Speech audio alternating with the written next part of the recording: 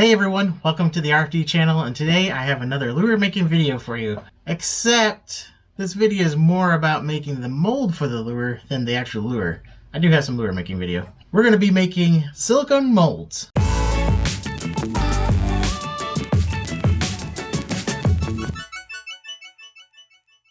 Now this isn't the two-part silicone that you can mix up together and then pour. That's actually designed for mold making. This is the 100% silicone caulk tube silicone. I wanted to try this out and see if I could work out all the bugs on it. And so what do we need when we're doing this? We're going to need 100% silicone caulk, not the fancy stuff, just the 100% silicone. The other thing that's key to this is the naphtha. You also need some way of getting it out of here, whether you cut the tube open and just scrape it out or whatever you want to do.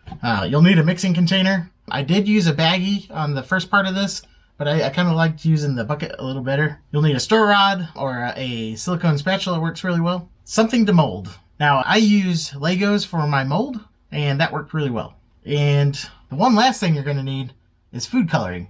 I started off back in November working on this, and I started pouring a little cube of silicone just to see if I could get it to pour, how much I'd have to add of naphtha, and seeing how fast it cured. Now that one took some time to cure, and that was one of the struggles that I had with it, and I was trying to think through of ways to fix that. Now the silicone actually didn't cure all the way through within a week. I got a full week in, and then I was like, okay, I'm going to check it now.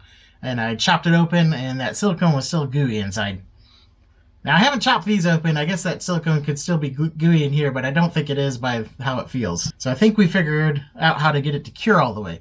Okay, so let's go over this process. What you're going to do is you're going to take your 100% silicone, squeeze it out into your container.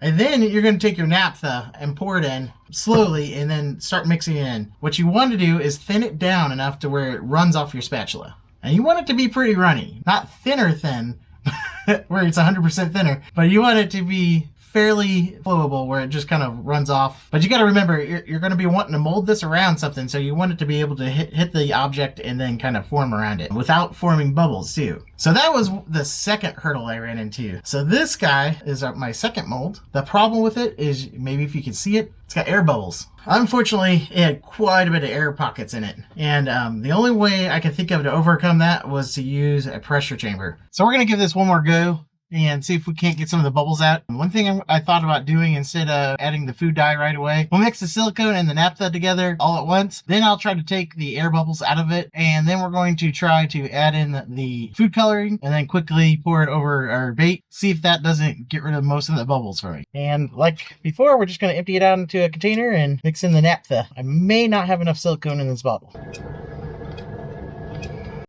Alright, so I have a nice little pile in my bucket here. It's got electric heater going now. This took quite a bit last time, so don't spill out. You think they put a spout on this or something?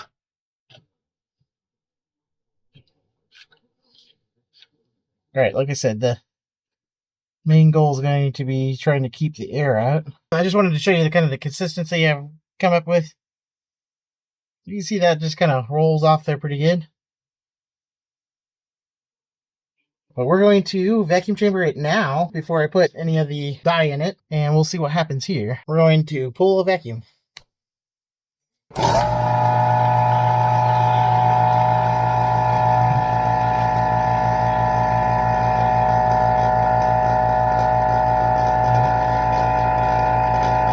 it's growing. And you can see all the air bubbles coming up. Nice.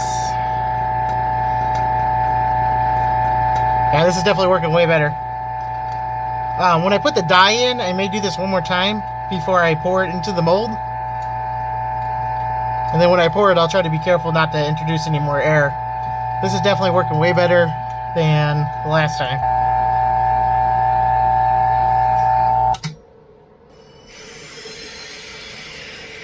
Make sure you crack it open slowly.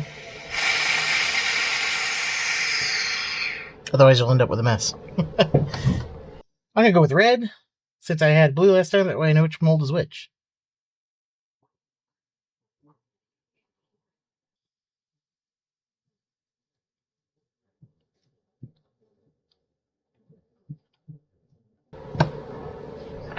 We'll vacuum real quick. Sure it's on there.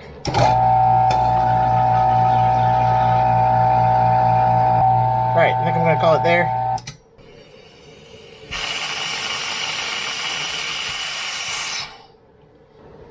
Alright, we're going to pour this at the back and kind of work our way forward.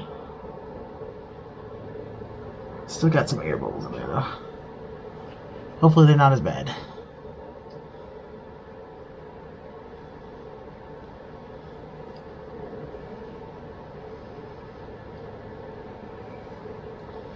Whoa.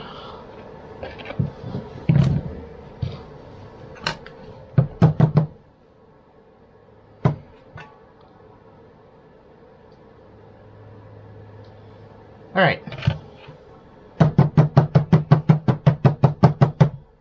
This is the one that I use using the vacuum chamber. This one's much cleaner. There's less bubbles in it. Now, the only problem I had is, for some reason, this one absorbed the oil from the plasticine that I was using to make my base out of. So I'm going to have to figure out some way to get around that. I didn't have a problem with this one. So I've got soft plastic melted. I'm using my divided cut. Let's see. I want the... Which side do we want first? Oh, I don't want both. Oh, rookie. I'm rusty. Okay, I'm gonna stop there. I am weighting down this one because it kind of deforms a little bit. And stuff doesn't get in the tail. Stay here. Okay. I'm just gonna pour them up to the top. I will have a little bit of flashing, especially on that one where I accidentally poured off. You can see how this is kind of set back down in there. So yeah, it's shrunk. The one thing nice about silicone molds is they demold real easy. There's that. I'm going to put it in the water to let it cure a little bit better.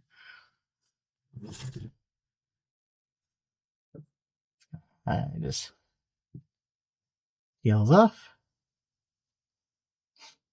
So one thing to note that I didn't really bring out in the video is when I was demolding this, because I was using Slick Legos worm material, I'm just recasting worms that are, somebody's already made. I didn't have to put any mold release on it. So everything just came right off when I peeled it off. So I got this ready. This is a kind of a pearl green. I love this color. But we're going to go ahead and pour this guy in.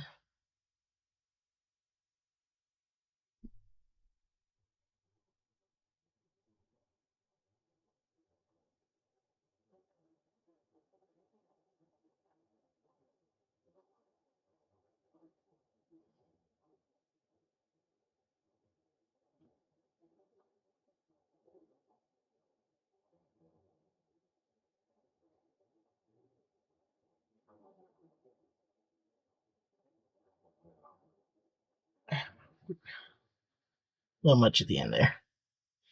So here's what the color kind of looks like if you can see it. But it's a green with like a pearl green in it. A brighter pearl green in it. It's really awesome looking. Alright, I think we can demold these.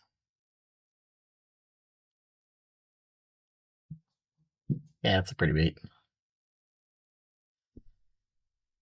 So I do have a little bit of issues at the top, and that's where I tried to clean up the mold a little bit. That was my own fault. I had some on this mold. I had some of the silicone go underneath my bait because it shrunk so much. So that was where some of the issues came in with that. So there's a little bit of deformation at the back, but it's not too bad. We're going to continue to work on doing some more molding. If you like this, definitely let me know in the comments. There's that color. And it's just got a little bit of sparkle to it. I don't know if the camera can capture it, but I love that color. I've got my soft plastic. It's at about 366 degrees. Make sure all the stuff is suspended. This is like a crappie color or a light bass. Not even bass, really. So I'm using something called remelts. And it is plastic that somebody has already used. And then they don't use like the sprues and everything that they have left over from their pours. They sell. So you can get it really cheap if you can find it. The place I was getting it from, I think is no longer around. I'm pretty sure they're gone at this point. I haven't ordered this stuff in a long time. We will do better. We're going to make some more molds. I'm definitely going to keep trying this. I've got a lot of silicone that Adhesive Guru has sent me, and I've still got quite a bit of naphtha left. So we're definitely going to make a 3D mold and see how this works for 3D. And we're also going to make some more probably top pours, but we're going to make them out of customized lures next. So stay tuned. We'll get to those before too long. I've got a lot of people asking for hard bait that's all hand tools, so that may be my next fishing video. Thanks for watching. Hope you enjoyed this. Hope you got something out of it. Remember, this is mainly for entertainment and inspiration. If you want to do this yourself, you need to kind of look up and figure out the safety involved with all the soft plastic, and make sure you're safe.